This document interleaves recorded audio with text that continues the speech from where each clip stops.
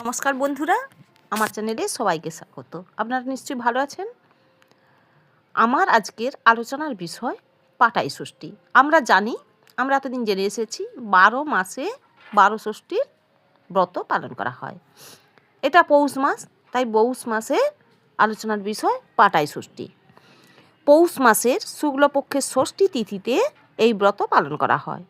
এই ব্রত পালন করলে বাড়ির সন্তানের অকাল মৃত্যু রোধ হয় ও সন্তানের রোগ মুক্তি ঘটে। এই ব্রতের কাহিনীটি নিম্নরূপ। আমি ব্রতকথাটি বর্ণনা করছি।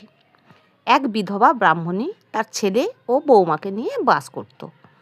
তার বৌমাটি ছিল খুব লোভী, পূজার ভোগ দ্রব্য লুকিয়ে লুকিয়ে চুরি করে খেয়ে ফেলত।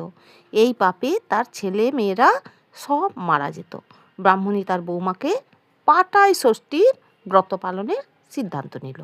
ব্রাহ্মণী পূজার দিন পূজার উপকরণ নিজে জোগাড় করে বৌমাকে পুকুর ঘাটে কাপড় কাচতে পাঠিয়ে দিল। এদিকে পুকুর ঘাটে কাপড় কাচতে কাচতে বৌমা পূজার ভোগ অর্থাৎ ফল মিষ্টি মিষ্টান্ন সব কিছুর গন্ধ পেল। গন্ধ পেয়ে পুকুর ঘাট থেকে দৌড়ে আসতে লাগলো। দৌড়ে আস্তে আস্তে বেনা গাছের শেকড়ে পা লেগে গিয়ে সে পড়ে গেল এবং এত জোরে আছাড় খেলো সঙ্গে সঙ্গে জ্ঞান হারিয়ে ফেললো, অজ্ঞান হয়ে গেল। সেইখান দিয়ে তখন ধোপা বউ যাচ্ছিল। ধোপা বউ দেখতে পেয়ে ব্রাহ্মণীকে বলল যে তোমার বৌমা অজ্ঞান হয়ে গেছে। ব্রাহ্মণী এসে তাকে জ্ঞান ফিরালো, চোখে মুখে জল দিয়ে জ্ঞান ফিরালো। তারপরে সে বুঝতে পারলো যে এর এই লোভের জন্যে এই অবস্থা হয়েছে। তখন ভক্তি ভরে পাটাই ষষ্ঠীর পূজা করালো।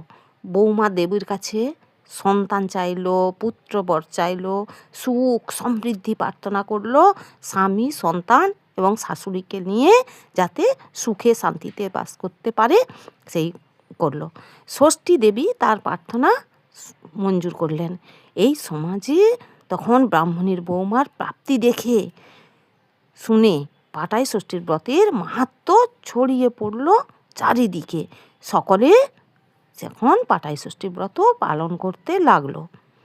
এই হলো পাটাই ষষ্ঠীর কাহিনী। এই কাহিনীটি পাওয়া যায় বৃহৎ পারমাসে মেয়েদের ব্রতকথা, কালী কিশোর বিদ্যা বিনোদ সংকলিত।